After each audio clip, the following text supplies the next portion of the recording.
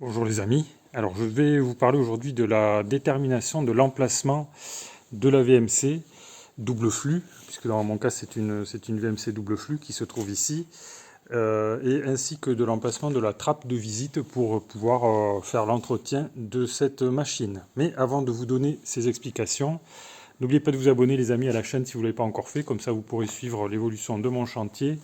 Ça pourra vous servir si vous avez vous-même un projet de construction de maison ou même, pourquoi pas, simplement un projet de rénovation.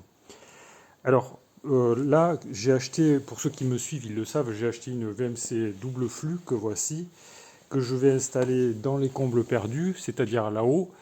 Et alors la question qui se pose, c'est l'emplacement de la VMC, puisqu'il faut savoir que la VMC, en fait, il faut régulièrement y accéder pour remplacer les filtres. Donc ça peut être jusqu'à tous les 3 mois, quoi, selon l'occupation de l'habitation.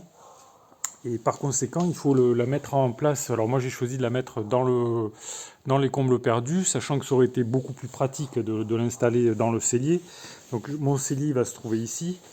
Donc c'est un local un peu technique, mais la machine, elle fait quand même 60 cm de large, 60 sur 60 sur 30 cm de haut. Donc ça prend énormément de place, sans parler du fait qu'il y a tous les tubes en fait qui vont alimenter la maison, qui prennent énormément de place. Voilà.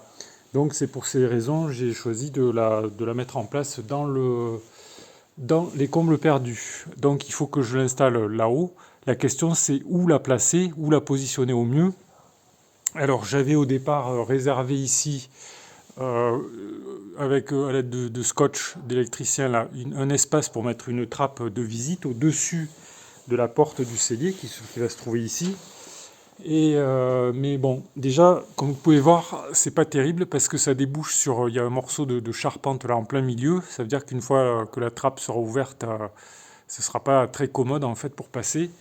Et sans compter que j'ai pas beaucoup d'espace entre mes suspentes là, entre mes fourrures, comme vous voyez. Il y a à peine, il y a même pas. Je crois qu'il y a 48 cm. Elles sont espacées de 50 cm environ là, je crois, c'est ça.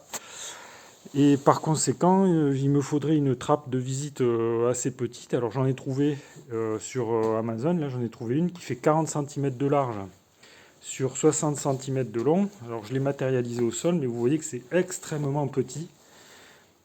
C'est pas tellement que j'ai des grands pieds, hein. Bon, je chausse pas du 58 quoi, mais je pense que c'est trop petit comme trappe de visite là, et ça n'ira pas pour pouvoir.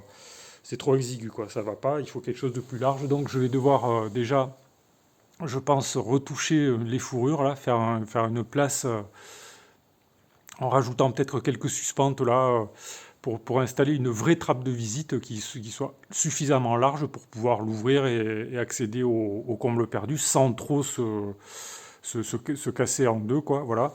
Donc finalement, je crois que je vais laisser tomber cet emplacement qui se trouvait au-dessus de la porte d'entrée du cellier, donc c'était juste là.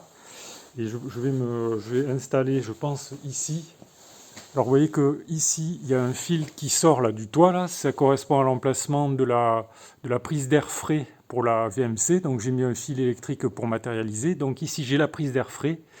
Donc si j'installe ma VMC juste ici sous ce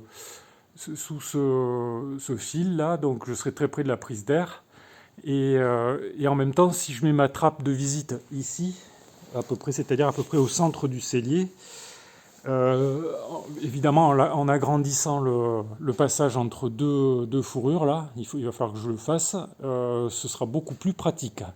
Voilà les amis, comment je vais m'y prendre. Et après, bien sûr, quand j'aurai posé le bloc VMC qui est là-haut, il faudra que je mette en place la totalité des gaines d'insufflation d'extraction d'air vicié. Et il y en a un petit peu partout dans la maison, puisque j'ai le plan ici des gaines à tirer. Vous voyez qu'il y en a pas mal, quoi. Voilà les amis, donc ce que je vais vous dire aujourd'hui. Donc si ça vous intéresse pour voir la suite, abonnez-vous à la chaîne si vous ne l'avez pas encore fait. Vous pouvez également poser vos questions ou faire vos remarques ou poser voilà, ou vos commentaires si vous en avez dans le fil de discussion sous la vidéo. Vous pouvez également cliquer sur le pouce j'aime sous la vidéo si ça vous a intéressé. Je vous remercie pour votre attention et je vous dis à bientôt pour de nouvelles vidéos.